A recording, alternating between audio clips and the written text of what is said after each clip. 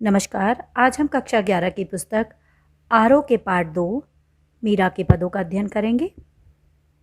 इस पाठ में इनके 2 पद मेरे तो गिरधर गोपाल दूसरो न कोई और पग घुंघरू बांध मीरा नाची हैं, जिनका अध्ययन हम आज करेंगे। आइए अब मीरा के पद मेरे तो गिरधर गोपाल दूसरो न कोई का अध्ययन करें। मेरे तो गिरधर गोपाल दूसरो न कोई, जाके सिर मोर मुकुट मेरो पति सोए। गिरधर पर्वत को धारण करने वाला अर्थात श्री कृष्ण, गोपाल गाय चराने वाला, ये भी श्री कृष्ण का ही नाम है।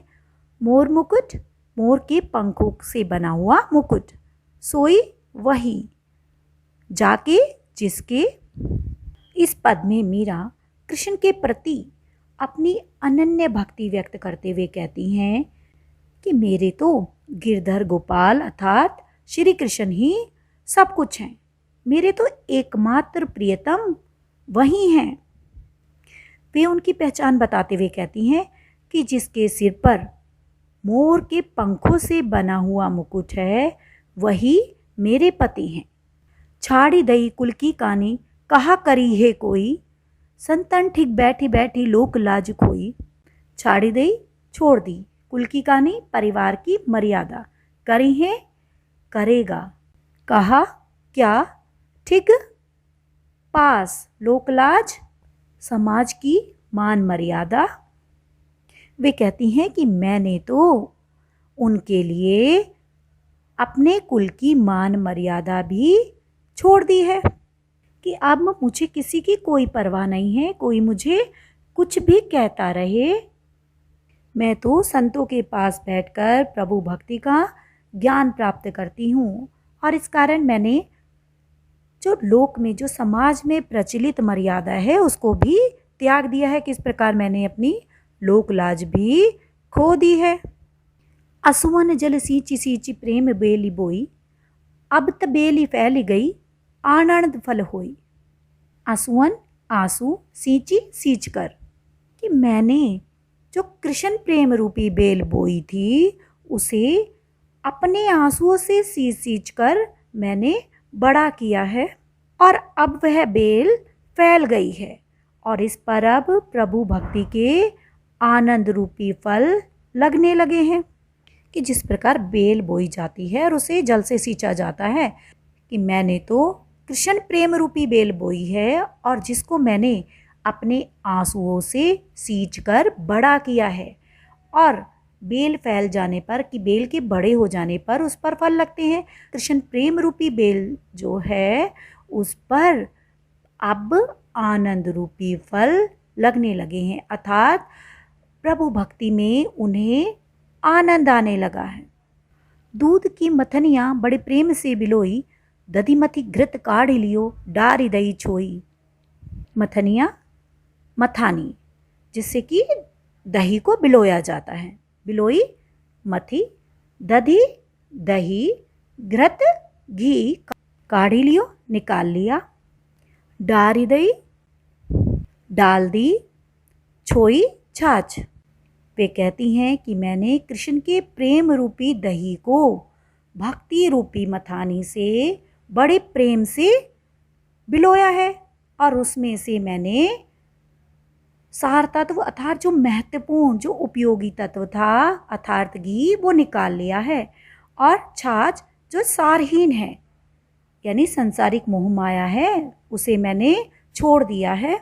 अर्थात जिस प्रकार दही को मथकर उसमें से मक्खन निकालकर घी निकाला जाता है और उसका जो सारहीन तत्व होता है अर्थात छाछ उसे छोड़ दिया जाता है, उसी प्रकार कि मैंने इस कृष्ण के प्रेम रूपी दही को जब मथा तो मैंने उसमें से कृष्ण प्रेम का जो सार तत्व था उसे निकाल लिया है और जो सारहीन अर्थात व्यर्थ की जो मोहमाया थी, जो संसारिक मोहमाया है, उसे छोड़ दिया है। भगत देखी राजी हुई, जगत देखी रोई, दासी मीरा लाल गिरधर तारो अब मोही। जगत संसार तारो उद्धार करो, मोही मुझे। मीरा कहती हैं कि मैं उन लोगों को देखकर प्रसन्न होती हूँ जो प्रभु भक्ति में लीन रहते हैं, कि प्रभु भक्त को देखकर मुझे बहुत प्रसन्नता होती है और मैं संसार के जब उन लोगों को देखती हूँ जो सांसारिक मोह माया में लिप्त हैं, तो उन्हें देखकर मैं रोती हूँ कि मुझे उन्हें देखकर दुख होता है। वे स्वयं को गिरधर की दासी बताती हैं और अपने उद्धार के लिए प्रार्थना करती हैं कि हे गिरधर, हे प्रभु कृष्ण, मैं तो तुम्हारी दासी हूँ, अब तुम ही मुझे पार लगाओ। इस पद में मीरा का कृष्ण के प्रति अनन्य प्रेम और समर्पण भाव व्यक्त हुआ है। बैठी बैठी सींची सींची में पुनरुक्ति प्रकाश अलंकार है। राजस्थानी मिश्रित ब्रजभाषा का प्रयोग किया गया है। मोर रूपी मुकुट, प्रेम रूपी बेली, आनंद रूपी फल में रूपक अलंकार है। गिरधर गोपाल कुल की कानी कहाँ करी कोई, बेली बोई गिरधर गोपाल लोकलाज में अनुप्रास अलंकार का प्रयोग है। अब मीरा के पदों में गेयता का गुण है, अर्थात ये गाए जा सकते हैं। आइए दूसरे पद का अध्ययन करते हैं। पग घुंघरू बांध मीरा नाची, मैं तो मेरे नारायण सु आप ही हो गई साची। पग पैर, नारायण ईश्वर, आप ही स्वयं ही, साची सच्ची। इस पद में मीरा के कृष्ण के प्रति अनन्य प्रेम और सांसारिक तानों का वर्णन है। मीराबाई कहती हैं कि मैंने तो स्वयं को अपने नारायण को समर्पित कर दिया है। कृष्ण भक्ति में लीन होकर वह अपने पैरों में घुंघरू बांधकर कृष्ण की मूर्ति के समक्ष नाचने लगी हैं। और मेरे इस कार्य से यह बात सच हो गई है कि मैं अपने कृष्ण की ही हूँ और उनकी होकर मैं सच्ची और पवित्र हो गई हूँ।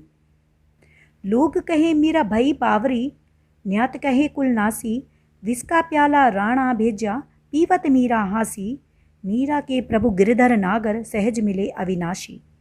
भई होना बावरी पागल, न्यात परिवार के लोग या बिरादरी, कुलनासी कुल का नाश करने वाली, विष जहर, पीवत पीती हुई, हासी हंसदी, गिरधर पर्वत को उठाने वाले अर्थात श्री कृष्ण, नागर चतुर, अविनाशी, अमर।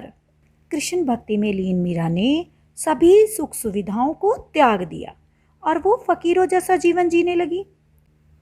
समाज के लोग धन दौलत, संसारिक सुखों इन्हें ही सच मानते थे और उन्हें लगता था कि मीरा ने ये सारी सुख सुविधाएं छोड़ दी हैं और गलियों में फकीरों की तरह वो भटकने लगी हैं। तो इस कारण वो लोग उन्हें बावरी मानते थे कि वो पागल हो गई हैं, उनकी विवेक शक्ति क्षीण हो गई है। और उनके परिवार के लोग अर्थात उनके कुल के लोग ये मानते थे कि उन्होंने परिवार की, अपने कुल की मान मर्यादाओं का पालन नहीं किया। वो संतों के साथ घूमती हैं, मंदिर में नाचती हैं और ऐसे कार्य करके वो अपने कुल के सम्मान के विरुद्ध कार्य कर रही हैं, इसलिए वे उन्हें कुल का नाश करने वाली मानते थे। कृष्ण के प्रति उसके प्रेम के कारण ही राणा जी ने, जो कि उनके देवर थे, उन्हें मारने के लिए विष का प्याला भेजा और उस प्याले को मीरा ने हंसते हुए पी लिया। उनका हंसना उन लोगों पर व्यंग है जो प्रभु भक्ति के विरुद्ध थे। उनका हंसना यह बताता है कि प्रभु भक्ति करने वालों का उनके विरोधी लोग कुछ नहीं बिगाड़ सकते। मीरा कहती हैं कि उनके प्रभु गिरधर बहुत चतुर हैं और उन्हें सहज ही उनके दर्शन सुलभ हो गए हैं। वे मानती हैं कि उनके प्रभु कृष्ण तो अविनाशी हैं अर्थात अनश्वर हैं और उन्हें पाने के लिए सच्चे मन से सहज भक्ति करनी पड़ती है और जो सच्चे मन से ये सहज भक्ति कर लेता है उसकी भक्ति से प्रसन्न होकर प्रभु अवश्य प्राप्त हो जाते हैं। विशेष में हम कह सकते हैं इसमें कृष्ण के प्रति मीरा का अटूट प्रेम व्यक्त हुआ है। राजस्थानी मिश्रित ब्रजभाषा है, भक्ति रस है, कुलनासी में अनुप्रास अलंकार है, पग घुंघरू बांध मीरा नाची में बहुत सुंदर दृश्य बिंब है। आशा है आपको यह कविता स्पष्ट हो गई होगी। धन्यवाद।